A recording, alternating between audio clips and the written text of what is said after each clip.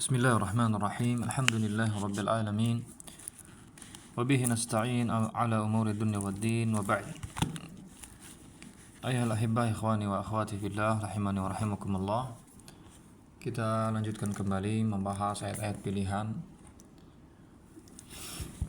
Di sesi kali ini kita akan bahas ayat ke-159 dari surat Ali Imran, di mana Allah Subhanahu wa taala berfirman, "Fabima rahmatin minallahi linta lahum, walau kunta faddan ghalidhal qalb lanfaddu min hawlik, fa'fu anhum wastaghfir lahum washawirhum fil amr, fa idza azamta fatawakkal 'ala Allah innallaha yuhibbul mutawakkilin." Allah Subhanahu wa taala mengatakan, maka disebabkan rahmat dari Allah lah kamu berlaku lemah lembut terhadap mereka, terhadap orang-orang, terhadap sahabat dan yang lainnya. Walau kunta faddan ghalidhal qalb, sekiranya engkau bersikap keras, faddan, kasar gitu ya, lagi berhati kasar, dan faddu min haulik, tentulah mereka akan menjauhkan diri dari sekelilingmu, akan pergi, akan kabur gitu. Fa'fu anhum wastaghfir lahum wasyawirhum fil amr, karena itu maafkanlah mereka, mohonkanlah ampun bagi mereka, dan bermusyawarahlah dengan mereka dalam urusan-urusan itu. Artinya dalam urusan perkara-perkara besar, ajaklah para sahabat musyawarah. Fa idza azamta fatawakkal 'ala Allah, kemudian apabila engkau telah membulatkan tekad, telah berazam untuk melakukan sesuatu, dia menentukan sesuatu, maka bertawakallah kepada Allah. Sesungguhnya Allah mencintai atau menyukai orang-orang yang bertawakal kepadanya. Ayolah hibbah ikhwani wa akhwati fillah rahimani wa rahimakumullah. Jadi di ayat ini Allah Subhanahu wa taala mengatakan karena rahmat Allah Rasulullah bersikap lemah lembut. Jadi kelemah lembutan itu merupakan merupakan rahmat Allah Subhanahu wa taala yang Allah berikan kepada seorang hamba. Jadi seseorang bisa berlemah lembut kepada orang itu karena taufik, ya, karena mendapatkan rahmat dari Allah Subhanahu wa taala. Oleh karena itu ayolah hibbah, di sini kita mendapatkan pelajaran, jika kita ingin menjadi orang yang berlemah lembut, mintalah kepada Allah Subhanahu wa taala.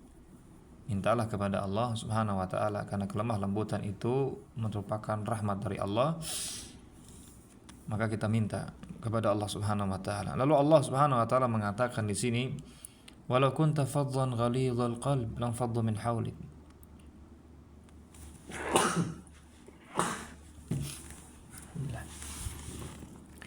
Kalau seandainya engkau ghalidh, faddan, ya, bersikap kasar gitu. Ghalidhal qalb, ya, keras hati, lan faddu min hawlik, niscaya mereka akan menjauh, mereka akan berpaling dari dirimu. Ayolah hibah ikhwani wa akhwati fillah rahimani wa rahimakumullah. Jadi coba ya kita bayangkan ya, ini ya, pesan ini disampaikan oleh Nabi SAW. Coba, pesan ini yang mana Allah Subhanahu wa taala mengatakan, Muhammad berlemah lembut gitu maksudnya. Kalau kamu bersikap keras, berhati keras, bersikap kasar, niscaya mereka akan kabur, mereka akan pergi menjauh dari sisimu. Subhanallah, ini adalah hebat dikatakan kepada Nabi. Padahal beliau sallallahu alaihi wasallam adalah orang yang subhanallah akhlaknya agung sekali. Beliau akhlaknya mulia sekali. Ya, diberi wahyu oleh Allah Subhanahu wa taala. Diutus kepada orang-orang yang terbaik. Tapi tetap dikatakan ya perkataan ini, pesan ini kepada Nabi sallallahu alaihi wasallam. Sehingga bagaimana dengan yang lain? Bagaimana dengan selain beliau?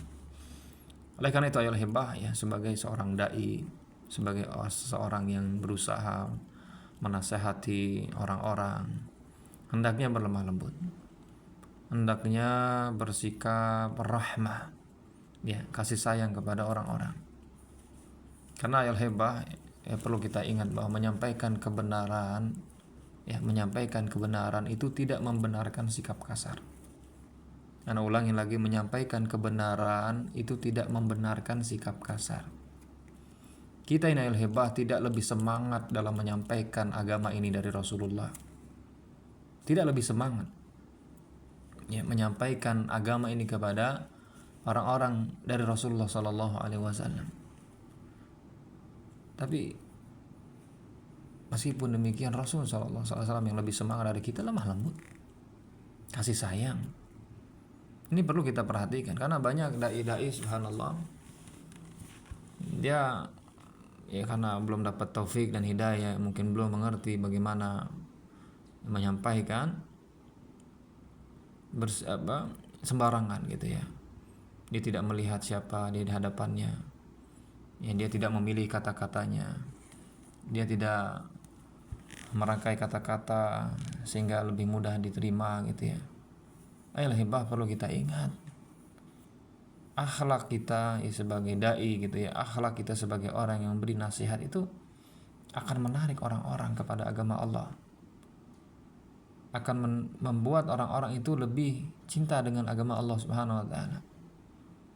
Kalau seandainya akhlak kita buruk, maka apa? Ini akan membuat orang-orang justru menjauh dari agama Allah, justru lari dari agama Allah. Karena memang demikian fitrah manusia, asalnya nggak suka dengan kekerasan. Maka ini perlu diperhatikan ya. Ini perlu diperhatikan oleh kita semua. Jadi asal muasalnya, ya, pondasinya ketika kita menasihati adalah kelemah lembutan. Karena kelemah lembutan itu membuat dakwah kita lebih besar, ya, potensi diterimanya. Kalau seandainya ada orang mengatakan, Ustadz, kalau lemah lembut terus, ya, orang-orang malah ngelunjak, orang-orang malah, ya, memang begitu ayat hebah. Berat kebenaran ini, berat diterima oleh orang, kecuali orang-orang yang diberikan taufik oleh Allah. Nah, kalau seandainya dengan lemah lembut saja banyak orang yang tidak menerima, bagaimana dengan kasar, bagaimana dengan keras? Lebih tidak diterima lagi. Tapi ini kita perhatikan. Ya, masalah ini kita perhatikan. Kemudian Allah mengatakan fa'fu anhum wastaghfir lahum. Maafkanlah mereka. Maafkanlah mereka dan mohonkanlah ampun untuk mereka. Jadi Rasulullah sallallahu alaihi wasallam, ayalah hibba, ya, Rasulullah sallallahu alaihi wasallam diperintahkan oleh Allah untuk memaafkan orang-orang yang berbuat salah kepada beliau. Memerintahkan Rasulullah sallallahu alaihi wasallam agar memohonkan ampunan pula kepada Allah untuk mereka-mereka yang berbuat salah kepada Allah Subhanahu wa taala. Subhanallah. Subhanallah, ini sifat yang seharusnya ada di setiap dai, ya. Ada orang salah dinasehati. Ada orang salah kepadanya sudah dimaafkan.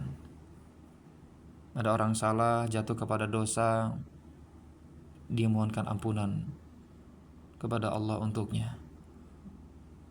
Ya Rahman, semoga Allah Subhanahu wa taala memberikan sifat ini kepada kita, kasih sayang kepada kaum muslimin. Karena memang hendaknya ayyuhal ahibbah, seorang dai, seorang mubaligh, seorang muslim sebetulnya secara umum, hendaknya dia bermuamalah atau bersikap kepada orang yang salah, kepada orang yang berdosa itu seperti dokter gitu ya.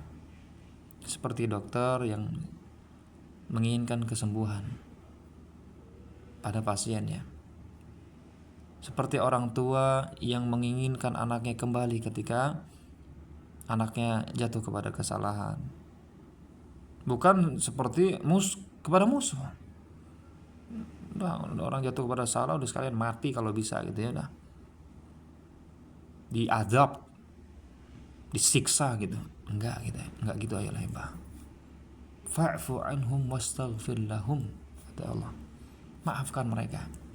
Menunjukkan bahwa dai mubaligh itu pasti akan diperlakukan tidak baik. akan diperlakukan tidak baik, dituduh, disikapi dengan tidak baik, ya, akhlak yang buruk, diganggu, dibenci. Maka Allah Subhanahu wa taala memerintahkan Rasulullah untuk fa'fu anhum, dah maafkan mereka. Maafkan mereka sudah. Makanya sebagai dai harus memiliki jiwa yang besar, jiwa yang lapang. Seperti tadi, ya. Seperti dokter dia mau mengobati, berharap kesembuhan, malah kadang diperlakukan buruk, ya. Digoblok-goblokin dokternya, dibodoh-bodohin dokternya, begini begitulah. Padahal subhanallah, apa ya, apa manfaatnya dokter dengan orang-orang yang semacam itu? Jadi fa'fu anhum, maafkan mereka, wastaghfir lahum, dan mohonkan ampunan untuk mereka-mereka yang jatuh kepada dosa, ya, melakukan maksiat kepada Allah Subhanahu wa taala. Wasyawirhum fil amr, kata Allah, dan ajaklah mereka, ini para sahabat, untuk bermusyawarah. Jadi ayat hebat, Allah Subhanahu wa taala merintahkan Rasulullah untuk bermusyawarah dengan para sahabatnya. Padahal beliau ayat hebat adalah orang yang paling sempurna akalnya, luas ilmunya, paling lurus pendapatnya. Tapi meskipun demikian, Allah perintahkan Rasulullah untuk bermusyawarah. Ini petua sangat luar biasa, indah sekali. Makanya kita usahakan, ya, contoh nih, sekalipun kita orang yang banyak ilmunya, sekalipun kita, ya, bisa jadi orang yang banyak hafal Al-Quran, banyak hafal hadis, banyak kitab-kitab yang sudah diselesaikan, kita sudah lama berdakwah, sudah luar biasa lah, tetap ayo lembah, kita butuh dengan musyawarah. Karena bisa jadi Allah Subhanahu wa taala berikan ilham, ya, atau memberikan jalan keluar dari orang-orang lain terhadap masalah yang sedang dialami. Musyawarah itu luar biasa, menyatukan hati, ya, mencari jalan keluar, ya, lebih barokah. Maka kita berusaha musyawarah dalam setiap hal, ya, terutama hal-hal yang besar, ya, hal-hal yang menyangkut perkara yang sangat-sangat penting, gitu, ya. Musyawarah kepada ahlinya tentunya, ya, bermusyawarah kepada orang-orang yang berpengalaman, orang-orang yang ahli, ya.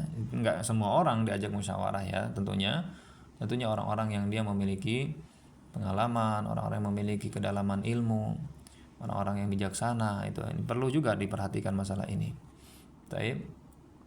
Dan anak ingatkan kepada kita semua, ketika musyawarah itu kan melontarkan pendapat-pendapat, ide-ide, menyampaikan saran. Maka tolong diingat,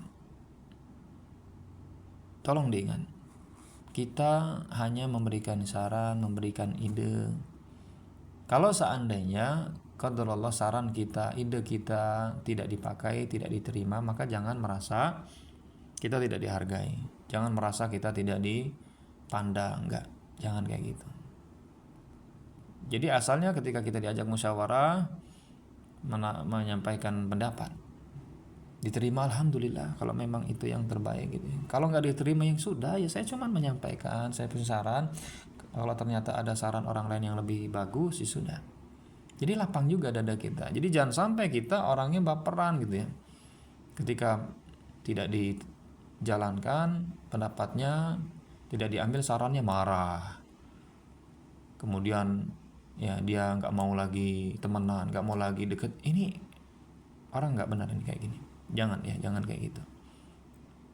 Lalu Allah Subhanahu wa taala mengatakan, fa idza azamta fatawakkal 'ala Allah, innallaha yuhibbul mutawakkilin. Allah Subhanahu wa taala mengatakan, ya, apabila engkau bertekad, membulatkan tekad, ya,